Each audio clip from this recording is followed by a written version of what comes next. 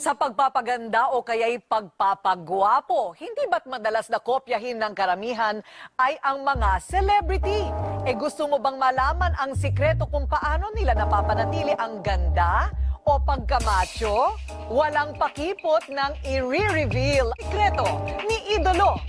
Ang sikat na host naman na si Kuya Kim Atienza, ginugugol niya ang panahon sa paglangoy at pagtakbo. Taong 2010 nang ma-stroke at atakihin sa puso si Kim. Napakabigat ng schedule ko. But the stroke was bound to happen. Whether mabigat ang schedule mo o hindi, stressed ka o hindi. Akala ko talaga mamamatay na ako. Mabuti na lamang at naagapan. Mula nang malampasan ni Kim ang banta ng matinding karamdaman, hindi na siya nagpatumpik-tumpik. Bumalik din si Kim sa kanyang healthy lifestyle.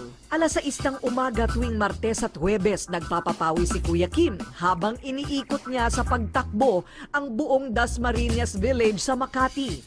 Kasama ko sa Team Cantos, Gilbert Remulla, of course. Ako tandaan si Bel Daza. Hello! Carlos, the beautiful Ann Curtis. Sarap talaga mag-exercise kasi ang pag-ensayo ay maganda para sa puso natin, para sa katawan natin, para sa itsura natin, at para sa ugali natin.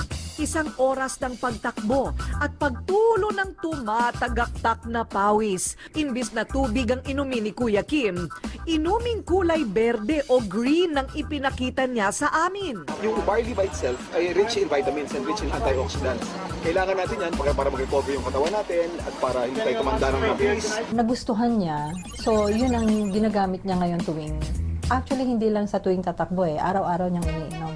Mayaman kasi ang barley sa natural nitong enzyme, folic acid, chlorophyll, organic sodium at marami pang iba. Pwedeng 2 capsules to 3 capsules twice a day. Pero pag kami mga sakit na at maramihan na yung kailangan niya, yung juice powder na yung pinagagamit ko. Kasi mas marami kang kailangan na mga nutrients para sa katawan. Yan ang sikreto.